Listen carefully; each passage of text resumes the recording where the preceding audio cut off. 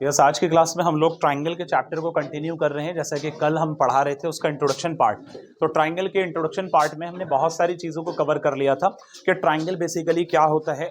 उसके अलावा हमने ये भी बताया था कि कॉन्ग्रुएंस ट्राइंगल क्या होते हैं, यानी कॉन्ग्रुएंस फिगर क्या होते हैं, सिमिलर फिगर क्या होते हैं, और उनके सारे क्राइटेरियाज भी बताए गए थे। कॉन्ग्रुएंस क्राइटेरिया क्या होते हैं और सिमिलर क्राइटेरिया क्या होते हैं। इसके अलावा उसके अंदर कई सारी थ्योरम्स को डिस्कस किया गया था कि कब कब किस सिचुएशन पर क्या क्या रहता है। थेल्स थ्योरम को बताया गया था, बेसिक प्रोपोर्शनलिटी थ्योरम को बताया गया था, मतलब वो एक ही है। तो बहुत सारी कुछ इंपॉर्टेंट चीजें बताई गई थी। अब यहां से हम शुरू करेंगे। एक नेक्स्ट पॉइंट है ट्राइंगल। तो बेसिकली ये मैं पहले ही बता चुका हूं, वैसे इसको एक बार देख लेते हैं। A triangle can be defined a polygon which has 3 angles and 3 sides. The interior angles of a triangle sum up to 180 degrees 180 degree and the exterior angle sum up to 360 degrees. याद रखना कि triangle के exterior angle का सम 360 होता है, triangle के interior angle का सम 180 degree होता है। तो आगे कह रहे हैं depending upon the angle and its length the triangle can B categorised in the following types. मतलब यहां पर स्क्रीन ट्राइंगल की बात करेंगे तो इसकी तीनों साइडें डिफरेंट मेजरमेंट की होती हैं। आइसोस्केलस ट्राइंगल की बात करेंगे तो इसकी कोई भी दो साइड जो है ट्राइंगल में इक्वल लेंथ की होती हैं। इक्वेटरल ट्राइंगल की बात करेंगे तो इसमें तीनों की तीनों साइडें और तीनों के तीनों एंगल आपस में इक्वल होते हैं, हर एंगल 60 डिग्री का होता है। ठीक है बच्चों। अब इसके बाद एक्यूट एंगल ट्राइंगल की बात करेंगे तो एक्यूट एंगल ट्राइंगल वो ट्राइंगल जिसके अंदर सभी एंगल 90 डिग्री से छोटे थे। All angles are smaller than 90 degrees. ये बात सबके समझ में आ रही है? ठीक है। अब सर राइट एंगल ट्राइंगल की बात करेंगे तो any one of the 3 angle, उन 3 एंगल में से अयान बेटा, उन 3 एंगल में से कोई भी एक एंगल आपका 90 के इक्वल होगा। ठीक है कैफ। अब इसी तरह से ऑब्ट्यूज की बात करेंगे तो ऑब्ट्यूज में कोई भी एक एंगल बड़ा होगा 90 से। बात समझ में आ गई? ये पॉइंट सबके क्लियर हैं? ऑब्ट्यूज एंगल में कोई एक एंगल बड़ा होगा, एक्यूट एंगल में कोई एक एंगल एक्यूट एंगल होगा 90 डिग्री से मतलब छोटा होगा, और इसका एक्यूट राइट एंगल के अंदर कोई एक एंगल आपका 90 डिग्री का होगा। एक्यूट में सारे एंगल 90 से छोटे होंगे। बात क्लियर है?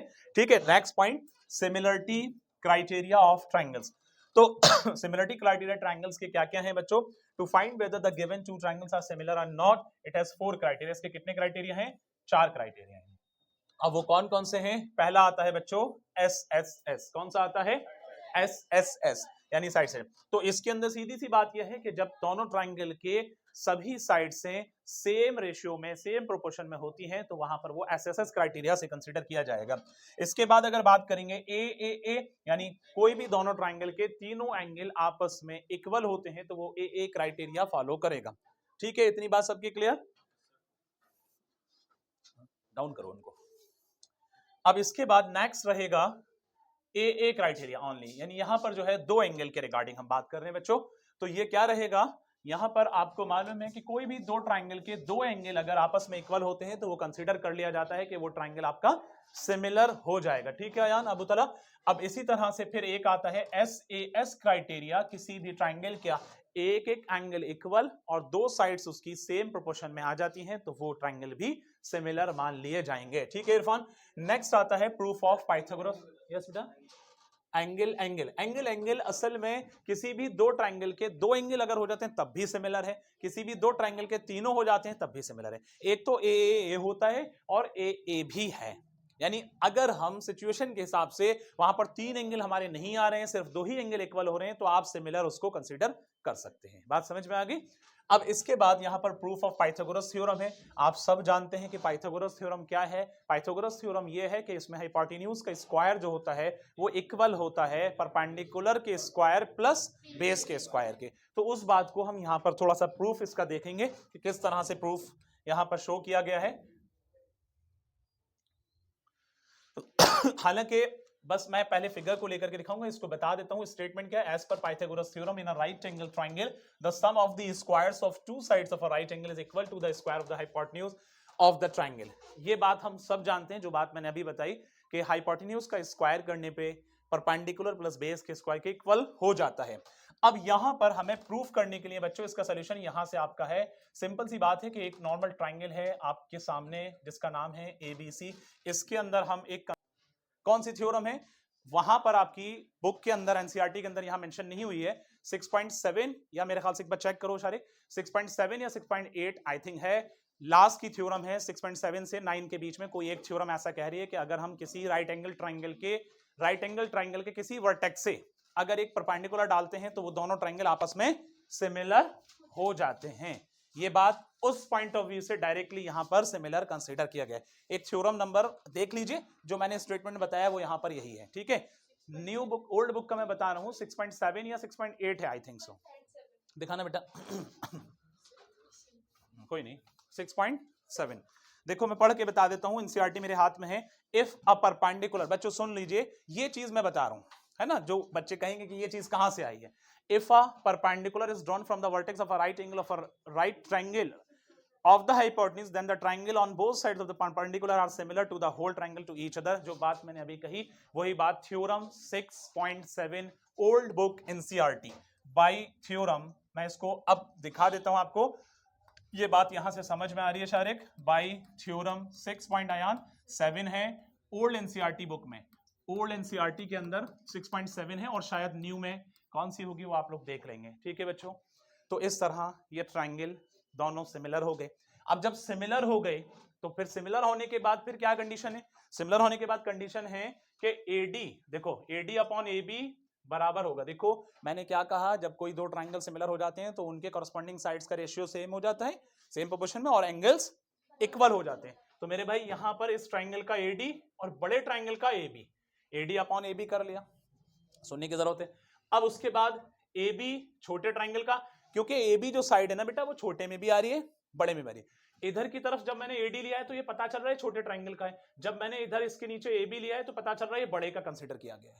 सही बात है, बात समझ में आ रही है। इसी तरह से जब मैंने एबी यहां पहले लिया, एबी अपॉन एसी, तो पता ये चल रहा है कि एबी मैं यहां पर छोटे ट्राइंगल का फॉलो कर रहा हूं और एसी जो है बच्चे ये बड़े ट्राइंगल का। तो AD upon AB is equal to AB upon AC हो रहा है, साइड सेम प्रोपोर्शन में। दूसरी बात यह है कि अगर मैंने यहां पर जब इस चीज को रख के दिखाया आपको, चलो मैं करके दिखाता हूं, एडी अपॉन एबी, देखो एडी छोटे ट्राइंगल से और एबी बड़े ट्राइंगल से, इस दफा ये चीज बराबर है किसके, एबी अपॉन, अब एबी छोटे से लिया और एसी मेरे भाई बड़े से लिया, कुछ नहीं, बस मैं यहां पर क्रॉस मल्टीप्लाई कर लेता हूं। क्रॉस मल्टीप्लाई करने में मेरे भाई बन जाएगा एबी का square is equal to AD into AC, AD into AC. तो ये बन गई आपकी प्यारे बच्चों फर्स्ट इक्वेशन। कम से कम हमने अपना एक साइड पर स्क्वायर ले आए, है ना, इतना सॉल्व समझ में आ रहा है। अब जब ये जो चीज आ रही है ये आपकी फर्स्ट इक्वेशन में हमने कंसीडर की। अब मैंने कहा शारिक यहां पर ट्राइंगल बीडीसी ये वाला is similar to triangle ABC पूरा। जो थ्योरम मैंने अभी बताई है वही थ्योरम दूसरे ट्राइंगल पर भी वैलिड हो रही है। कैसे हो रही है भाई, अगर मैंने एबीडी की बात की तो एबीडी सिमिलर हो रहा है पूरे एबीसी के, ठीक बात है ना, और बीडीसी ये बचा हुआ पार्ट ये सिमिलर होगा पूरे एबीसी के। गेटिंग माय पॉइंट, क्लियर हो रहा है ना सबका सुबिया बेटा। तो मैं यहां पर यही बात कह रहा हूं कि ये वाली चीज भी प्यारे बच्चों बाय थ्योरम 6.7 से ओल्ड एनसीईआरटी में 6.7 है मेरे भाई, और नई बुक के अंदर आप देख लेंगे शायद 6.6 हो, 5 हो, या जो भी हो आप देख लेना। अब इस ट्रायंगल के अंदर शारिक एक बीडीसी है एक एबीसी है, तो बीडीसी के अंदर पहली साइड सीडी ले ली मैंने, अपॉन सेम प्रोपोर्शन में हो जाएगी सिमिलर होने के बाद, इनका साइड्स का रेशियो सेम प्रोपोर्शन में हो जाएगा ना, तो सीडी अपॉन पूरी साइड उधर की देखेंगे बीसी इज इक्वल टू, दूसरी तरफ उधर अगर बीसी, पहले मैंने सीडी लिया तो सीडी छोटे ट्राइंगल का और बीसी बड़े ट्राइंगल का, अब मैं बीसी ले रहा हूं तो ये छोटे ट्राइंगल का माना जाएगा, अपॉन इसके साथ में मैं इसके कंपैरेटिवली एसी ले रहा हूं, ठीक है। क्रॉस मल्टीप्लाई करने पे जाएगा बीसी इंटू बीसी, बीसी का square is equal to CD into AC. ये बात जरा बच्चों ध्यान में रखनी। अच्छा कुछ बच्चों का ये कहना होता है कि सर हम कैसे यहाँ पर साइड को लेंगे कि ये वाली साइड लें, तो वो आपको ये जज करते हुए चलना है कि कौन सी साइड हमें लेनी है, इसलिए क्योंकि आपको जब अगर एबीसी के अंदर आएंगे तो बी एंगल राइट एंगल होगा तो एसी कहीं ना कहीं हाइपोटेन्यूज बनेगा, तो आपको एक तरफ ऐसा बनाना है कि एसी का स्क्वायर आ जाए, या कहीं ना कहीं उसके बाद में फिर एबी का स्क्वायर, उसके बाद में कहीं ना कहीं बीसी का स्क्वायर, इन चीजों को माइंड में रखते हुए चलना है। बात समझ में आ रही है, ऐसे करके स्टार्ट बनाएंगे, ये तरीका है। तो अब आपके पास में एडिंग फर्स्ट एंड सेकंड, तो मेरे भाई फर्स्ट में क्या है, अगर मैं ऐड कर रहा हूं तो फर्स्ट में देखो जरा गौर से सुनना, लेफ्ट साइड से जुड़ता है AB का स्क्वायर प्लस बच्चों BC, कैफ समझ में आ रहा है, AC इससे भी हो रहा है और AC इससे भी हो रहा है, लेकिन ये दोनों इक्वेशन मल्टीप्लाई, तो दोनों का सम करके एक बार कर लो AC से। अब AC को AD से किया, तो यहां पर जब AC को AD से करेंगे तो आपका AC इंटू AD एक कंडीशन, प्लस का साइन AC इंटू CD एक कंडीशन, ये आ गई। अब आपके सामने ये दो कंडीशन है। अब जरा समझो, आप जानते हैं कि इसमें क्या किया गया है, AD प्लस CD। अच्छा, कहां से ये चीज मेंशन की गई है, AC इंटू AD, ओके, और AC इंटू CD। अब देखो AD और CD को अगर मैं मिला दूं तो पूरी साइड क्या बनेगी, AC बनेगी कि नहीं बनेगी, पूरी साइड AC बनेगी। तो बेहतर यह है कि फिर हमें यहां पर यह करना चाहिए कि इन दोनों की जगह पर, रिपीट कर रहे हैं फिर से देखना, AC इंटू इन दोनों का सम करने पे क्या बन गया, AC, क्योंकि इस साइड को और इस साइड को सम करें। अब ये बिल्कुल परफेक्ट है, बात समझ में आ रही है। तो AC इंटू AC करेंगे तो क्या बन रहा है, AC स्क्वायर, और यहां पर आ गया बच्चे AB square plus BC square. तो आपको मालूम है कि यही चीज आपको प्रूफ करने की कही गई थी कि हाइपोटेन्यूज का स्क्वायर जो है वो परपेंडिकुलर और बेस के स्क्वायर के बराबर है। समझ में आ गया, कोई कंफ्यूजन तो नहीं। देखो सॉल्यूशन तो अवेलेबल यहां भी था, लेकिन मैंने स्टेप टू स्टेप करके आपको बताया ताकि इजीली समझ में आ जाए। ठीक है, आगे बढ़े। यस बेटा, अंशरा कुछ पूछ रहे हैं? अच्छा, अब आगे देखें, problems related two triangles. Triangle से रिलेटेड कुछ प्रॉब्लम्स हैं, तो इसको यहां देख लेते हैं। अगर करने का होगा यहां कराएंगे, अदरवाइज फिर आपको होमवर्क में दे सकते हैं। Problems related to triangle. A girl having a height 90 centimeters walking away from a lamp post base at a speed of 1.2 meter per second. Calculate the length of that girl's shadow after 4 seconds if the lamp is 3.6 meter above the ground. अच्छा, इसका figure बना हुआ नहीं है, फिलहाल इसको यहाँ पर स्किप करना पड़ेगा, इसका फिगर बना हुआ नहीं है। मैं आगे चलता हूँ, आपको मैं ये इससे रिलेटेड एनसीईआरटी की बुक के अंदर एरिया आपका जो ट्रिग्नोमेट्री वाला chapter, some application of trigonometry, वहां से ये एग्जांपल लिया गया है, लेकिन कहीं ना कहीं वो ट्राइंगल के बिहाफ पे समझाने की कोशिश कर रहे हैं, बट यहाँ पर फिगर नहीं है, तो फिगर वाला लेकर के मैं आपको करवाऊंगा। ठीक है, पाइथागोरस थ्योरम स्टेटमेंट आप लोग जानते हैं, ठीक है, जो मैंने अभी आपको बताया। अब इसकी हिस्ट्री क्या है, छोटी छोटी चीजें हैं। हिस्ट्री क्या है, the theorem is named after Greek mathematician called Pythagoras. Pythagoras theorem formula क्या है, ये भी आप जानते हैं। Consider triangle given above where A is the perpendicular, B is the base, C is the hypotenuse.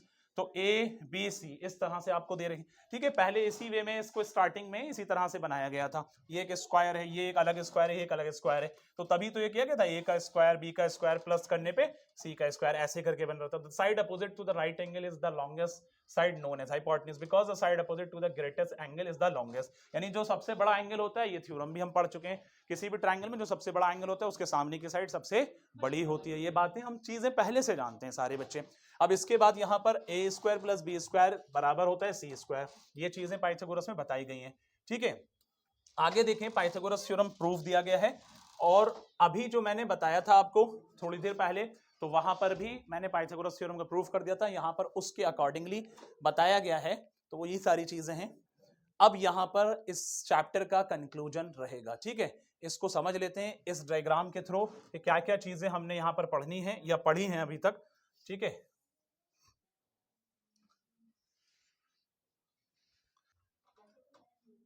अब सही है, तो चलो इसको ऐसे अब फिर से बताते हैं। मैं कह रहा था कि यहां जो है, जब आपकी ये वाली कंडीशन है बच्चों, देखो ए बी सी, एक पॉइंट यहां पर डी है कैफ, और शायद एक पॉइंट यहां पर ई है। जब मैं इसको ज्वाइन करता हूं तो इसको ज्वाइन करने के बाद डी जो है वो पैरेलल होगा बीसी के। ठीक है, डी पैरेलल होगा बीसी के। अगर ऐसा होता है तो यहां पर क्या क्या कंडीशन बन सकती हैं, AD upon this side upon this side, this side upon this side, ये हो सकता है इक्वल, एक कंडीशन। दूसरी कंडीशन पूरी साइड अपॉन यानी A B upon D B, नीचे की हाफ, और ए सी अपॉन नीचे की हाफ ई सी हो गया। तीसरी चीज ए डी, ये ऊपर वाला हाफ अपॉन कंप्लीट लाइन आ गई ए बी, समझ रहे ना। इसी तरह से ए ई अपॉन कंप्लीट लाइन आ गई ई सी, यहां लिखा है बल्कि होना चाहिए था ए सी। बात समझे, तो ये तीन कंडीशन ऐसी पॉसिबल है यहां पर। ठीक है, जो कि हमने पीछे ये सब चीजें पढ़ी हैं, पर अगर नहीं भी कवर हुई है तो यहां आप देख सकते हैं। Next, if a line is drawn parallel to if D is parallel to BC, जैसे कि आप देख रहे हैं कि डी बीसी के पैरेलल है, one side of a triangle to intersect the other two side in distinct point, the other two sides are divided in the same ratio.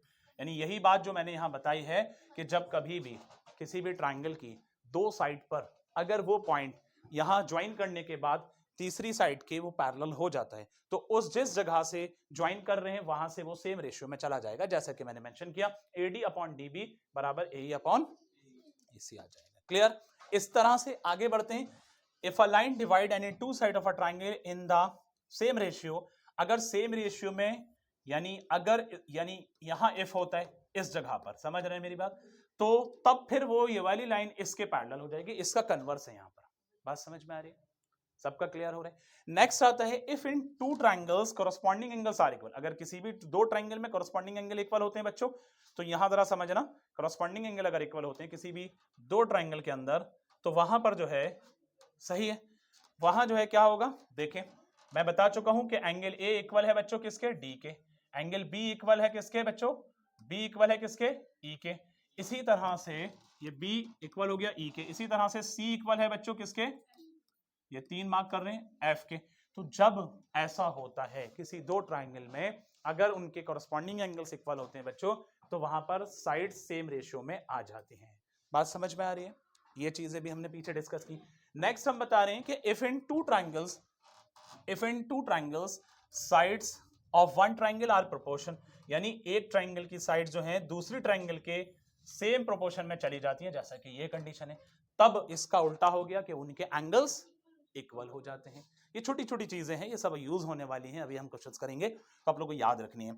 इसके बाद बच्चों हम नेक्स्ट पॉइंट पढ़ेंगे, इफ वन एंगल, नजर आ रहे, नहीं आ रहे, हाँ okay, if one angle of a triangle is equal to one angle of the other triangle, अगर किसी ट्राइंगल में एक एक एंगल इक्वल होता है और बाकी की साइड सेम प्रोपोर्शन में होती हैं, कोई एक साइड का रेशियो मतलब दो साइड्स का, जैसे इसकी एक साइड, इसकी एक साइड, इसकी दूसरी साइड, इसकी दूसरी साइड, तो तब फिर वो दोनों ट्राइंगल सिमिलर हो जाते हैं बच्चों। बात समझ में आ गई? ठीक है, ये छोटी छोटी चीजें हैं जो हम लोगों को याद रखनी है और ये अभी काम आने वाली हैं थोड़ी देर में। अब इसके बाद में थ्योरम्स क्लियर, इसके बाद में यहां हम एरियाज ऑफ सिमिलर ट्राइंगल की बात करेंगे। तो सिमिलर ट्राइंगल का यहां पर सिमिलर ट्राइंगल के एरियाज के रिगार्डिंग जो बात की गई है वो ये है बच्चों, द रेशियो, ध्यान से देखें, the ratio of the areas of two similar triangles is equal to the square of the ratio of their corresponding sides. मतलब ये है कहने का कि कोई भी दो ट्राइंगल अगर सिमिलर होते हैं, कोई भी दो ट्राइंगल अगर सिमिलर होते हैं, जैसे कि ट्राइंगल ABC प्यारे बच्चों सिमिलर हो जाते हैं किसके, PQR के, अगर ऐसा है क्या आप सुन रहे हैं, तो तब उस कंडीशन में उस दोनों ट्राइंगल के एरियाज का रेशियो, एरियाज का रेशियो का मतलब अपॉन में जब हम रख देते हैं उनको, तो एरियाज का रेशियो यानी इस ट्राइंगल का एरिया क्या होगा मेरे भाई, एरिया ऑफ ट्राइंगल ABC ये लिखा जाएगा, और एरियाज का रेशियो कैसे लिखेंगे, अपॉन में, upon area of triangle PQR, तो तब उन दोनों ट्राइंगल के एरियाज का रेशियो में आ गए, इक्वल होगा उन ट्राइंगल की साइड्स के स्क्वायर के बराबर, मतलब उन ट्राइंगल की साइड सेम प्रोपोर्शन में आने के, जैसे कहने का मतलब है कि AB अपॉन PQ, तो AB अपॉन PQ का स्क्वायर, ये एक चीज। अब ये इक्वल होगा किसी दूसरी साइड के, किसी तीसरी साइड के, तो जहां जैसी जरूरत होगी, हमें जिस साइड को रखने की जरूरत होगी क्वेश्चन के अंदर, उस साइड्स को उनके एरियाज के सेम रेशियो में मतलब रख करके हम इक्वल कर देंगे। बात समझे? लेकिन कंडीशन क्या है कि जब वो दोनों ट्राइंगल सिमिलर हो जाते हैं, उसके बाद फिर ये कंडीशन हो, ये बहुत ज्यादा काम आएगी, अभी क्वेश्चन में बहुत जगह हम देखेंगे। ठीक है बच्चों, समझ में आ रहा है सबके, समझ में आ रहा है सबके, कोई कंफ्यूजन तो नहीं है? ठीक है, आगे बढ़ते हैं। ये सारी चीजें यूज में आने वाली हैं अभी क्वेश्चंस के दौरान। अब हम यहां पर सिमिलरिटी की बात करेंगे, फिर Pythagoras theorem, right angle triangle की बात करेंगे। तो सिमिलरिटी में क्या चीजें हैं भाई, सिमिलर होने के लिए दो कंडीशन हैं, कौन कौन सी हैं बच्चों बोलो जरा। या तो उनके एंगल्स इक्वल हो जाएं, है ना, एंगल्स इक्वल हो जाए, उसके साथ साथ में उनके साइड्स कॉरस्पॉन्डिंग साइड्स का सेम रेशियो में आ जाए, है ना। तो अयान यहां पर यही बात बताई गई, कॉरस्पॉन्डिंग एंगल्स इक्वल हो जाए, corresponding sides are in the same ratio हो जाए, तो उस कंडीशन में बच्चों यहां पर ये कंसीडर कर लिया जाता है कि वो दोनों ट्राइंगल क्या हैं, सिमिलर हैं। बात समझ में आ रही है, जैसे कि आपको ये नजर आ रहा है। अब इसके बाद हम जो पढ़ने वाले हैं वो पाइथागोरस थ्योरम के अकॉर्डिंग जो चीजें हैं वो देखेंगे, ठीक है, यहां पर, ठीक है बच्चों। पहला हम देखेंगे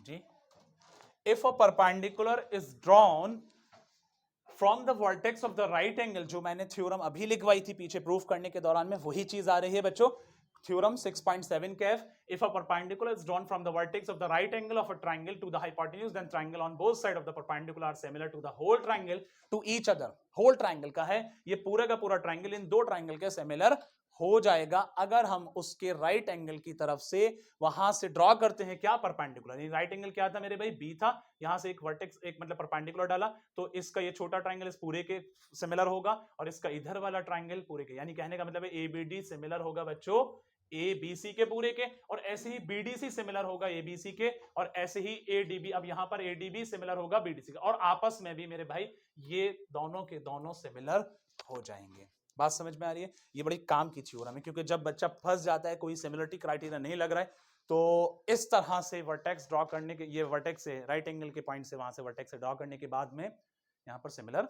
हो जाता है। क्लियर हो गया? ये चीजें याद रखनी है, बार बार यूज होंगी, मैं बार बार कह रहा हूं। नेक्स्ट है, in a right triangle the square of the hypotenuse is equal to the sum of the square of the two other side. तो ये तो वही बेसिक पुरानी 6/7 वाली थ्योरम है, आप लोग सब जानते हैं, इसको हमने अभी प्रूफ भी करके दिखाया। ठीक है बच्चों, अब इसके बाद में नेक्स्ट आता है, in a triangle if square of one side is equal to the sum of the square of other two side, then the angle opposite the first side is a right angle. यानी इसका एक तरह से converse है, कहा गया है कि एक ट्रायंगल के अंदर अगर एक साइड का स्क्वायर इक्वल होता है किसी दो साइड के सम के स्क्वायर के, तो उस केस में जहां पर जो साइड के सम के स्क्वायर के हो रहा है, तो उसके सामने वाला एंगल जो होगा वो 90 डिग्री का होगा। बच्चों बात समझ में आ गई? क्लियर है? बिल्कुल ठीक है। यहां चैप्टर आपका लगभग फिनिश होता है, इंट्रोडक्शन पार्ट लगभग कंप्लीट हो गया। अब इसमें थ्योरम भी सभी कंप्लीट हो चुकी हैं। अच्छा, कुछ रेशियो के अकॉर्डिंग ये भी बता चुका हूं। अब आपके कुछ इंपॉर्टेंट मल्टीपल चॉइस क्वेश्चंस रहेंगे, ठीक है? तो इसको और देख लेते हैं, यहां से स्टार्ट करते हैं। आप लोग मेरे साथ बताएंगे जिस जिस बच्चे से पूछा जाएगा, ठीक है? अब जो क्वेश्चंस हैं वो यहां से देखें सभी लोग। फर्स्ट क्वेश्चन है, if in triangles ABC, if in triangle ABC and DEF, AB upon EF is equal to AC upon DE, then they will be similar when। ये सिमिलर कब होंगे? देखो कंडीशन क्या है, समझना जरा। मैं फिगर बनाता हूं। एक ट्राइंगल आपका बन रहा है जिसका नाम है ABC, और एक ट्राइंगल मेरे भाई बन रहा है जिसका नाम है DEF। अब क्वेश्चन के अंदर ये कहा गया है कि AB अपॉन, देखो यहां देखो, AB ये वाली साइड अपॉन EF इस साइड के, और AC अपॉन किस साइड के, DE के हो रहा है। तो उस केस में आपका कौन सा एंगल यहां पर इक्वल होगा, तब ये सिमिलर रहेंगे, क्योंकि भाई साइड्स का सेम रेशियो तो आ रहा है, तो एंगल भी होना चाहिए इक्वल। हाँ जी पक्का? अच्छा, ऐसा C क्यों सोचा आपने B और E के कॉम्बिनेशन में? क्योंकि ये B यहां है और E यहां है, ऐसा सोच रहे हैं। अच्छा, A और D क्या नहीं हो सकता? ऐसे तो A और D भी यहां है, ये भी तो बात एक समझने वाली है। ऐसे तो एंगल A और E, अगर A और E की बात करेंगे तो A ऊपर E नीचे, ये अलग हो गया। चलो, और C और F के अकॉर्डिंग देखें तो ये C यहां हो रहा है और F यहां हो रहा है। अब जरा बताओ, बड़ा मिलता जुलता क्वेश्चन है, सोच के बताओ जल्दी से।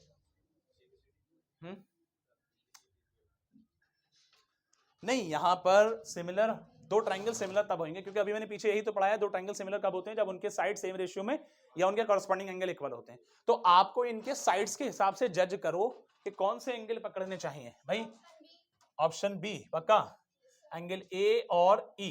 देखो एक बात को समझना, बी यहां है, इसको समझो मेरी बात को, बी यहां है, मतलब ए बी साइड यहां है, और ई एफ यहां है। ए बी के कंपैरेटिवली ई एफ लिया है, यानी ये साइड यहां से ली, ये साइड यहां से ली, ध्यान देना। और AC ये साइड यहां से ली और इसके कंपैरेटिवली इसके अपोजिट आ गई, तो एक तो अपोजिट आ रहा है। अब आपको यहां पर जज कैसे करना चाहिए कि एंगल आपके सही आ जाएं? तो जैसा कि अभी एक बच्चे ने बताया, क्या बताया बच्चे? Option number B, angle A is equal to angle E, क्योंकि अगर आप देखेंगे अपोजिट वाला जा रहा है ना कंडीशन, तो इस लिहाज से आपका आंसर फिर ये सही होना चाहिए। बात समझ में आई? नहीं समझ में आई? मैंने अभी क्या बताया कि AC के अपोजिट में DE होना क्या चाहिए थी, ये वाली साइड है ना। ये बात समझ में आ रही है? कैफ नहीं समझ रहे? मैंने क्या कहा, AC के अपोजिट में, भाई आमने सामने आ रहा है ना, AC के अपोजिट में DE आ रहा है, क्लियर सी बात है। तो सीधा सीधा है कि यहां पर अगर ये वाली साइड के कंपैरेटिवली ये वाली साइड होती तो बिल्कुल सीक्वेंस चल रहा है, इस साइड के कंपैरेटिवली ये साइड होती तब हम फिर ए के अकॉर्डिंग डी रखते, बी के अकॉर्डिंग ई रखते, सी के अकॉर्डिंग एफ, लेकिन ऐसा नहीं था। यहाँ क्या था, अपोजिट चल रहा है। ए बी के कंपैरेटिवली कौन सा आ रहा है, ई एफ आ रहा है, और ए सी के अपोजिट डी आ रहा है। तो जाहिर सी बात है कि ए और ई अपोजिट एंगल में जाएगा, तो आपका आंसर ये बनना चाहिए। चलो नेक्स्ट देखते हैं, समझ आ गया। Next question, a square and a rhombus are always, ये मैंने कुछ इंपॉर्टेंट पॉइंट्स लिखवाए थे, अगर याद है तो, याद है कि नहीं।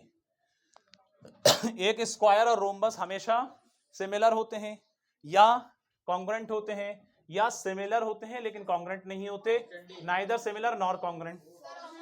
पक्का डी। अच्छा डी, आप लोग चलो कुछ बच्चे सी बता रहे हैं, तो जो डी बता रहे हैं जरा वो मुझे बताएं कि डी क्या सोच के बता रहे हैं। भाई कुछ तो सोचा होगा, बताइए। नहीं, अच्छा चलो जो सी बता रहे हैं वो जरा बताइए क्या सोच के बता रहे हैं, जल्दी से। जो लोग सी बता रहे हैं वो क्या सोच के बता रहे हैं? अभी किसी ने सी बताया इधर से? देखो एक चीज याद रखो, स्क्वायर की चारों साइड इक्वल, रोम्बस की चारों साइड इक्वल होती हैं आपस में, दोनों के शेप सेम होते हैं, बट मतलब साइज सेम नहीं होता है। ये जरूरी थोड़ी है सिमिलर होने के लिए, तो इसका मतलब वो सिमिलर तो हो सकते हैं लेकिन कॉन्ग्रुएंट नहीं हो सकते। तो ऑप्शन डी तो हट गया, ऑप्शन सी आ गया। सिमिलर या कॉन्ग्रुएंट सिर्फ नहीं कह सकते क्योंकि दोनों कॉन्ग्रुएंट भी नहीं सकते, दोनों से। सही है, बात समझ में आ गई। नेक्स्ट पर आ जाइए। इफ ट्राइंगल, यस बच्चों, if triangle ABC, if triangle ABC and triangle DEF, EF is equal to 1/3 of BC, then area of ABC is to area of DEF is, किस रेशियो में जाएगा?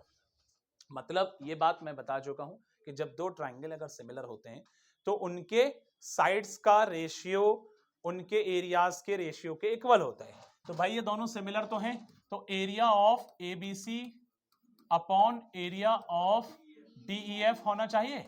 ये चीज इनमें से इक्वल होगी, कोई भी एक साइड के। अब इसमें एबीसी में आप ले लो BC, सही है, और DEF में ले लो आप EF, क्योंकि वो गिवन उस हिसाब से आ भी रही है, अभी उसको मैनेज करेंगे। इन दोनों के स्क्वायर के बराबर होगी।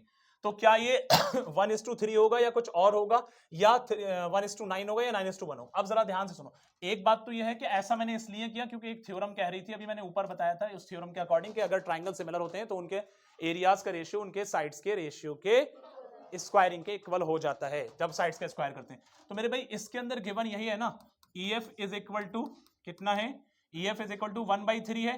तो इसको BC को यहां छोड़ा, ये 1 यहीं रहा, 3 इधर आकर के मैनेज हो गया, समझ रहे हैं, डिवाइड हो रहा था इधर। तो BC is equal to 3EF आ रहा है, BC is equal to 3EF। बात समझ में आ रही है? या फिर मैं अगर इसको इस सीक्वेंस में लाना चाहूंगा तो मैं ये कह सकता हूं कि EF को यहीं छोड़ दो और BC को नीचे ले आओ, जरा ध्यान से देखना, और 1/3 आपका यहां आ गया।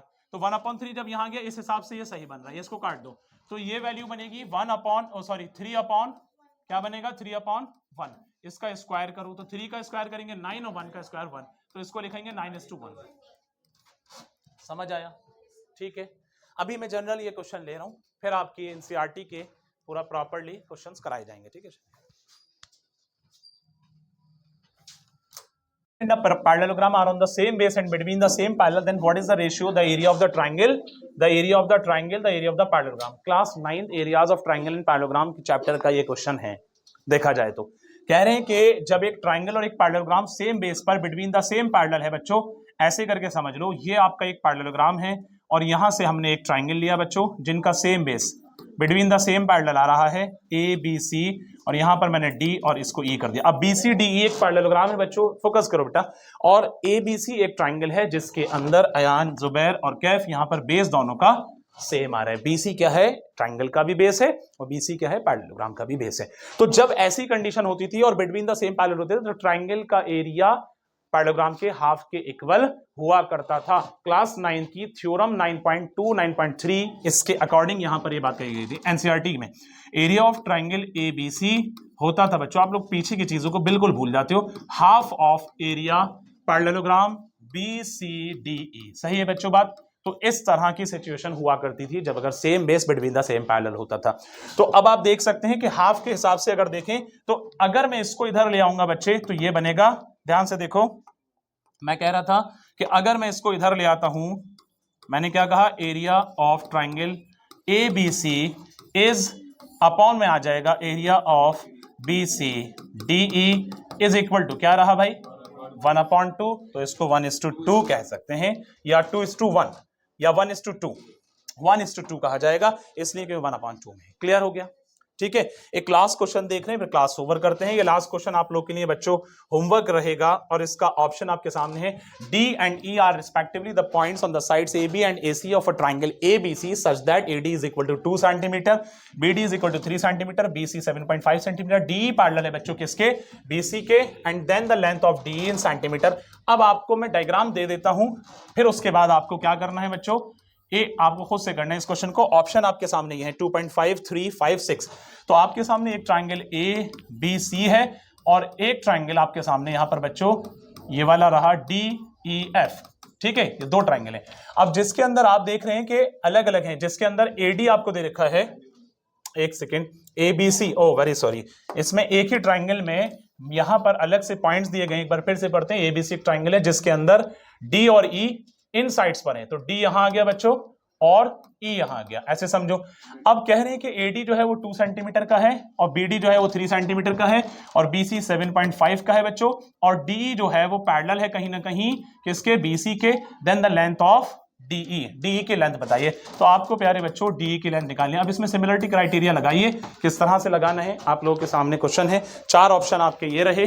कल बाकी क्लास को कंटिन्यू करते हैं, आज की क्लास यहीं करते हैं। ओके।